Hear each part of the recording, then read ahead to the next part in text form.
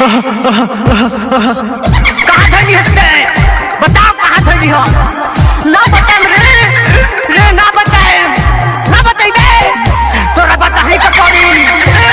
ना बताए बोल तोरा का चाहिए मुर्गा की दारू की मछली रे हमरा कुछ ना चाहिए हमरा को जान चाहिए हम ना छोड़े खुशबू रिकॉर्डिंग स्टूडियो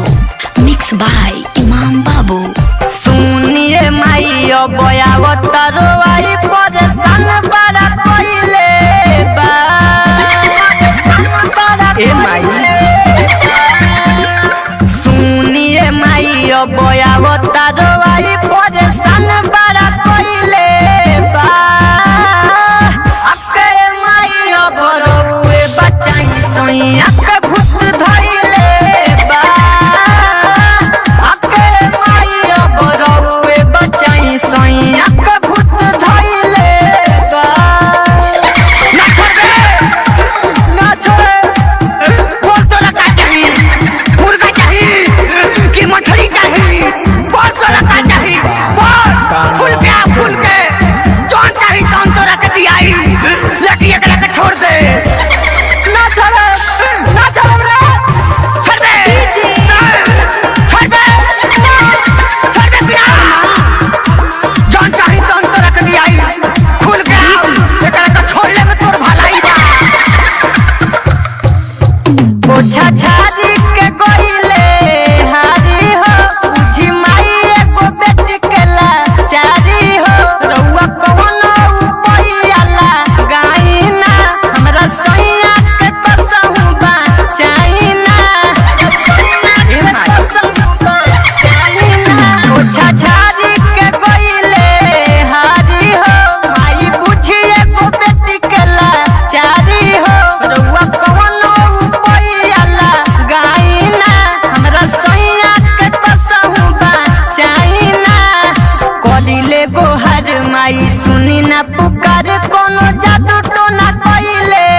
बा अके माई बरौए बचाई सैया के भूत धइले बा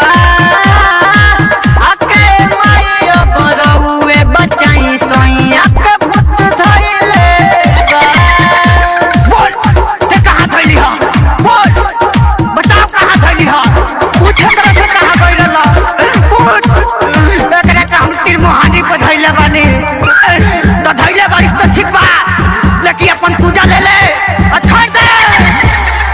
जय काली कलकत्ते वाली तेरा बच्चन न जाए खाली अब छोड़ दे रे अब छोड़ दे हमरा तो मत मार जाए दे जातनी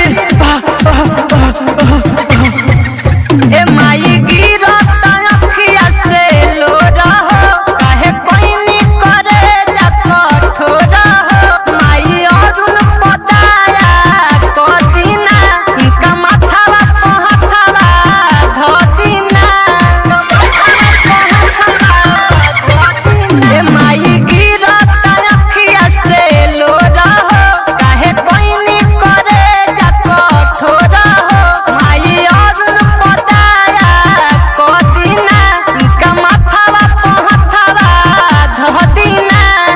डीजे प्रिंस इमाम रेहान माई लवंग देखइले बा अके माई बरौए बचाई सैया